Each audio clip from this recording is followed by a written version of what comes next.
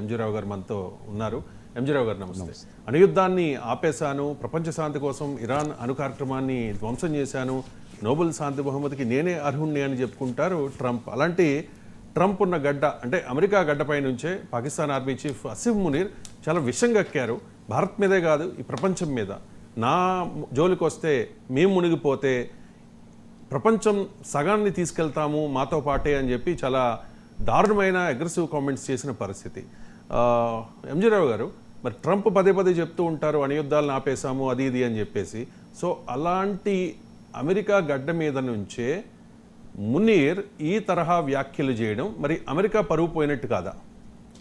ఇక్కడ అమెరికా పరువు అంటే ఇక్కడ ఏదో ట్రంప్ కాలాన్ని చూడకండి.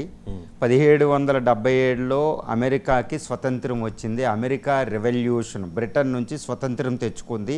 బ్రిటన్ నుంచి స్వతంత్రం తెచ్చిన తర్వాత ఫ్రెంచు, స్పానిష్, డచ్ ఇలా ల్యాండ్స్ అన్నీ ఆక్యుపై చేసుకుని ఇటు మెక్సికో నుండి అటు కెనడా నుంచి కొన్ని ల్యాండ్స్ తీసుకుని 9 లక్షల చదరపు కిలోమీటర్లతో ప్రపంచంలో ఒక అతిపెద్ద దేశంగా, ప్రజాస్వామ్య దేశంగా అవతరించింది. అది 1947లో ఇండియా వచ్చేంతవరకు అది ప్రపంచంలో అతిపెద్ద ప్రజాస్వామ్య దేశం. ప్రపంచంలో ప్రజాస్వామ్యం అంటేనే అమెరికా.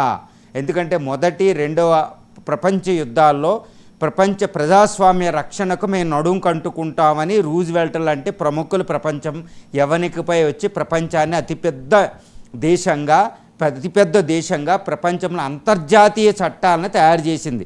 బ్రిటన్ వుడ్స్ అంటూ ఆర్థిక చట్టాలను తయారు చేసింది. యుఎన్ఓ అంటూ అది ఏం తయారు చేసింది? ప్రపంచంలో రాజకీయ చట్టాలను తయారు చేసింది. అది అమెరికా. ఇప్పుడు ప్రస్తుతం అంతర్జాతీయ చట్టాలుగా మనం చెప్పుకునే అన్నిటికీ తయారు చేసింది యునైటెడ్ స్టేట్స్ ఆఫ్ అమెరికా. మరి ఇంతటి రూజ్వెల్ట్ అని, వాషింగ్టన్ అని ఒక పెద్ద ప్రముఖులతో యుఎస్ఎస్ఆర్ని ఓడించి, కమ్యూనిస్టులను ఓడించి ప్రపంచంలో ఒక అగ్రరాజ్యంగా ఎదిగి ప్రపంచ చట్టాలకు మూలమైన యునైటెడ్ స్టేట్స్ ఆఫ్ అమెరికాని రిప్రజెంట్ చేసేది డొనాల్డ్ ట్రంప్. ఆయన మర్చిపోయాడు అనుకుంటా ఆ విషయాన్ని, 50+ అధ్యక్షుడిగా మర్చిపోయి ఒక జిహాదీ లీడరు, ఒక జిహాదీ లాంటి లష్కర్ ఈ తోయిబా, జైషీ మహమ్మద్, మొన్న ఇండియా పహల్గాం దాడి చేపించింది, బిన్ లాడెన్కి ఆశ్రయం ఇచ్చిన ఇలాంటి పాకిస్తానీ ఆర్మీ జనరల్ అసిమ్ మునీర్ని యునైటెడ్ స్టేట్స్ ఆఫ్ అమెరికా తీసుకెళ్ళి ఒక ఫేర్వెల్లో కూర్చోబెట్టి, వైట్ హౌస్లో కూర్చోబెట్టి ఈ డొనాల్డ్ ట్రంప్ యొక్క హోమ్ స్టేట్లో ఆయన ప్రపంచాన్ని బెదిరించాడు. ఆయన ఏమని? నాకు ములగవలసి వస్తే, పాకిస్తాన్కి ఏదన్నా అవుతే ప్రపంచాల్లో సగం మందిని లేపేస్తాం, సగం మందిని we will get down of the world అని వార్నింగ్ ఇచ్చాడు. ప్రపంచాన్ని న్యూక్లియర్ బ్లాక్మెయిల్ ప్రపంచంలో అతిపెద్ద ప్రజాస్వామ్య దేశమైన భారతదేశానికి ఇచ్చాడు. ఏంది? అమెరికా ప్రజాస్వామ్య విలువల్ని పక్కన పెట్టి అసలు ట్రంప్ ఏం చేస్తున్నాడో కూడా ఆయనకు అర్థం అవ్వడం లేదు. అమెరికా యొక్క పరువుని తాకట్టు పెట్టాడు, అమెరికా పరువుని మంట కలిపాడు డొనాల్డ్ ట్రంప్. ఈరోజు అమెరికన్స్ కూడా అదే బాధపడుతున్నారు. ట్రంప్ అంటే అసలు ప్రజాదరణ ఇప్పటివరకు అమెరికా చరిత్రలు గత 80 సంవత్సరాల్లో ఏ అమెరికా అధ్యక్షుడికి లేనంత ప్రజాదరణ తగ్గిపోయింది ఆయనకి. Is popularity is plummeted to lowest level for the last 80 years అంటండి. చాలా ఘోరమైన పరిస్థితి ఉంది. ఈయన ఇంకా దిగజారిపోతున్నాడు. జిహాదీ లీడర్ని తీసుకెళ్ళి ప్రపంచానికి అణు బ్లాక్మెయిల్ ఇస్తారా? ఇంటర్నేషనల్ డిజార్మెంట్కి అమెరికా పాటుపడుతుంది. మరి ఈయన్ని తీసుకెళ్ళడం ఏంటి? అంతర్జాతీయ ఇంటర్నేషనల్ వార్ ఆన్ టెర్రరిజం అని జార్జ్ డబ్ల్యూ 2001 సెప్టెంబర్ 11 అటాక్ తర్వాత మొదలుపెట్టింది. మరి ఈరోజు టెర్రరిజాన్ని ప్రమోట్ చేసే hotbed of international terrorism అయిన పాకిస్తానీ ఆర్మీ చీఫ్ని అక్కడ ఆతిథ్యం ఇవ్వడం ఏంటి? అది చేయడం ఏంటి? ఆయన వరల్డ్ క్లాస్ లీడరు. ఏంటండి ఇది? చాలా పెద్ద ప్రమాదం. అంటే అమెరికా విలువల్ని, అంతర్జాతీయ చట్టాలను తయారు చేసిన అమెరికా పరువుని డొనాల్డ్ ట్రంప్ తీసేశాడు. దీనికి భారత్ కూడా తీవ్రంగా ప్రతిస్పందించింది. ఏమని ప్రతిస్పందించిందంటే ఈ బెదిరింపు అనేది పాకిస్తాన్ కాదు, ఒక ఫ్రెండ్లీ కంట్రీగా చెప్పుకునే యునైటెడ్ స్టేట్స్ ఆఫ్ అమెరికా గెడ్డపై నుంచి వచ్చింది. ఇది రిగ్రెటబుల్ అని చెప్పింది.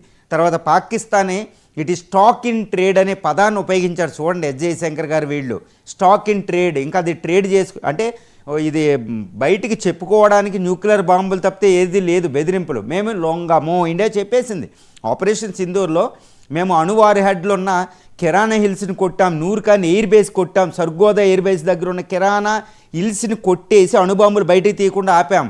అవసరమైతే అణుబాంబులు పాకిస్తాన్లోనే పేల్చేస్తామనే మెసేజ్ ఇండియా ఇచ్చింది. ఒక అణ్వస్త్ర దేశం మీద ఏ దేశం అటాక్ చేయలేదు, మేము చేసాం. అమెరికా నువ్వే చేయలేకపోయావు. అణ్వస్త్ర దేశాన్ని మేము అణిచేసాం. ప్రపంచానికి అనుభూతం లేకుండా చేస్తున్నాం. తర్వాత ఇంటర్నేషనల్లో డిజార్మెంట్ అనే అద్భుతమైన ట్రాక్ రికార్డ్ ఇండియాకు ఉందని ఇది అమెరికాకి చెప్పింది ఇండియా. ఏమనంటే ఒకటి గుర్తుపెట్టుకోవాలి, డిజార్మెంట్ అనే ఒక పదాన్ని యునైటెడ్ నేషన్స్ ఆర్గనైజేషన్ ఐక్యరాజ్య సమితిలో youngest prime minister Rajiv Gandhi first తీశారు. ప్రపంచంలో డిజార్మెంట్ పెట్టండి, అణుబాంబులు లేని ఒక ప్రపంచాన్ని తయారు చేసుకుందామని Rajiv Gandhi Indian prime minister propose చేశారు అమెరికా కంటే ముందు. ఓకే, మీ దగ్గర F5 కంట్రీస్ మీ దగ్గర అణ్వాయుధాలు పెట్టుకుని మిగిలిన వాళ్ళు లేకుండా కాదు, మనం కూడా ఆపేద్దామని చెప్పారు ఆయన ప్రైమ్ మినిస్టర్, మన ఇండియన్ ప్రైమ్ మినిస్టర్ అప్పట్లో. ఈ విధంగా ఇంటర్నేషనల్ అణుబాంబులు లేని ప్రపంచాన్ని నిర్మిద్దామనే ఒక అద్భుతమైన సందేశాన్ని భారతదేశం ఇచ్చింది. తర్వాత అణ్వస్త్ర పరీక్ష చేసిన అప్పటి ప్రధాని వాజ్పేయి గారు ఒకటి ప్రకటించారు, నో ఫస్ట్ యూజ్ పాలసీ, అణ్వస్త్రాల లేని దేశం మీద మేము వేయము, అది కూడా భారతదేశం మీద ప్రయోగిస్తేనే మేము అణ్వాయుధాలు తీస్తాం అని ఒక అద్భుతమైన న్యూక్లియర్ డాక్టరీని ప్రకటించారు. ఎలాంటి న్యూక్లియర్ డాక్టరీని అమెరికాకే లేదు, అమెరికాకే అణ్వస్త్రాలను ప్రయోగించిన జపాన్ మీద, అణ్వస్త్రాలను విచ్చలవిడిగా వాడుతాయి, అణ్వస్త్రాలు బెదిరింపులు అమెరికా కూడా చేస్తాయి ఇరాన్ ఇలాంటి దేశాల మీద. ఇండియా ఎప్పుడూ కూడా ఒక దేశాన్ని బెదిరించలేదు న్యూక్లియర్ అనే బాంబులతో, గుర్తుపెట్టుకోవాలి. అది కూడా ఆత్మరక్షణ కోసమే మనం పరీక్ష చేసాం. అప్పుడు వాజ్పేయి గారు చెప్పారు, ఆ క్యాబినెట్లో George Fernandes of defence minister. So వీటన్నిటిని ఆధారం చేసుకుని నిన్న ఇండియా రెస్పాన్స్ పాకిస్తాన్ ఒకటే కాదండి, యునైటెడ్ స్టేట్స్ ఆఫ్ అమెరికాకి బీఫిటెడ్ రెస్పాన్స్ ఇచ్చింది. ఈ రెస్పాన్స్తో అక్కడ ట్రంప్ పరువు ఇంకా మంట కలిసింది. సో ఇది ఇంటర్నేషనల్లో ఇది దౌత్యం, ఈ భాష పరోక్షంగా ఉంటుందన్నమాట. ఇండియా అనేది డైరెక్ట్గా ట్రంప్ ఏంటి అసిమ్ మునీర్తో మాట్లాడించావేంటని మనలా మాస్గా డైరెక్ట్గా మాట్లాడరు. ఒక అద్భుతమైన రిప్లై ఇచ్చింది నిన్న, ఇట్ ఈజ్ ఇన్ ట్రేడ్, ఇది థర్డ్ కంట్రీ, ఫ్రెండ్లీ కంట్రీ నుంచి రావడం ఏంటి అని అమెరికాకి సిగ్గొచ్చేలా చెప్పిందండి భారతదేశం. మన భాషలో చెప్పాలంటే చాలా బీఫిటెడ్ రెస్పాన్స్. అసలు ట్రంప్ ఎక్కడ పెట్టుకోవాలో తెలియడంలో, తల ఎక్కడ పెట్టుకోవాలో ఆయనకి. ఆయన లక్ష్యం Nobel prize, Asim Munir Nobel prize propose చేయిస్తే ఆయన నేను నోబెల్ ప్రైజ్ కొట్టేస్తానని ఏంటి? అసలు అసిమ్ మునీర్కి ట్రంప్కి రిలేషన్ ఏంటి? ఆయన యొక్క బిట్ కాయిన్లో పెట్టుబడులు పెట్టాడు, పాకిస్తాన్లో బిట్ కాయిన్ యాక్సెప్ట్ చేస్తుంది ఈరోజు ట్రంప్ను ఆకట్టుకోవడానికి. ట్రంప్ను ఆకట్టుకుని అమెరికా పాకిస్తాన్ అధ్యక్షుడు అవ్వడానికి అసిమ్ మునీర్ ట్రై చేస్తున్నాడు. ఆర్మీ జనరల్స్ పాకిస్తాన్లో ప్రజాస్వామ్యాన్ని పక్కన పెట్టి ప్రజాప్రభుత్వాలను కూలగొట్టి పాకిస్తాన్ అధ్యక్షుడు అవ్వడానికి అమెరికా సహకరించిన, అసలు అమెరికా యొక్క ప్రజాస్వామ్య విలువలు ఎక్కడున్నాయి? ఇప్పుడు ముషరాఫ్ నుంచి అక్కడ ముందు అయూబ్ ఖాన్ నుంచి అక్కడ అంతకుముందు జియావుల్ హక్, ఇప్పుడు 4వ తరం వచ్చే అమెరికా పాకిస్తాన్ ఆర్మీ చీఫ్ను కూడా అధ్యక్షుడిని చేసే క్రెడిట్ అమెరికా సంపాదిస్తుంది. ట్రంప్ ప్రజాస్వామ్య విలువలు పగడగొట్టాడు, atom bomb, nuclear missile, nuclear blackmail చేయించాడు అమెరికా గడ్డ నుంచి. కాబట్టి అసలు Nobel peace prize committee, Stockholm peace committee అసలు ట్రంప్ పేరును కూడా ఆయన ప్రపోజ్ చేసింది కూడా తీసుకోకూడదనమాట. ఆయనకు పెద్ద అవమానంగా ఉంటుంది. ఆయన చాలా దారుణంగా నిన్న వ్యవహరించాడు. ఇండియాని బెదిరించడం అంటే ప్రపంచంలో ప్రజాస్వామ్య జ్యోతిని ఆర్పేయడం అనమాట. నేను ఒకసారి చెప్తూ ఉంటా, 1962లో ఇండియా మీద చైనా అటాక్ చేస్తే అప్పటి అధ్యక్షుడు ఇండియా అడగపోనే ఇండియాకి సహాయం చేస్తాడు. ఎందుకు? ప్రపంచంలో ప్రజాస్వామ్యం అనే జ్యోతిని వెలిగిస్తుంది ఇండియా. ముఖ్యంగా తూర్పు గోళంలో ప్రజాస్వామ్య జ్యోతిని ఇండియా ఆర్పకుండా ఆపుతుంది అప్పుడు ప్రపంచంలో కమ్యూనిజం వస్తుంటే. కాబట్టే ప్రజాస్వామ్య విలువల్ని కట్టుబడిన అప్పటి అమెరికా ఇండియాకి సహాయం చేసింది. మరి ఇప్పుడు ఏం చేస్తున్నాడు ట్రంప్ అంటే ప్రజాస్వామ్య విలువల్ని, అంతర్జాతీయ చట్టాలను ఉల్లంఘిస్తున్నాడు. అసలు యుఎస్ పరువు కాదండి, యుఎస్ సామ్రాజ్యాన్ని కూల్చేస్తున్నాడు అని నేను అసిమ్ మునీర్ని చేస్తుంది. ప్రపంచం అసలు ముక్కుని వేలేసుకుంటుంది. ఏంటి ట్రంప్ ఎక్కడికైనా తెగిస్తాడు? ఈయన బిజినెస్ మ్యానా? ఈయన అమెరికా అధ్యక్షుడనే స్థానాన్ని మర్చిపోతున్నాడా? చిన్న చిన్న విషయాలను కూడా కలగజేసుకుంటాడు, చిన్న చిన్న దేశాలతో తగవలాడతాడు. దౌత్యవేత్తల కింద అక్కడ యుఎస్ సెక్రటరీ ఆఫ్ స్టేట్కి, డిఫెన్స్ మినిస్టర్కి అసలు జేడీ వ్యాన్స్ మాట్లాడడానికి కూడా లేకుండా చేసేస్తున్నాడు ఆయన. చూడండి, ఆయన ఒంటెద్దు పోకూడలు.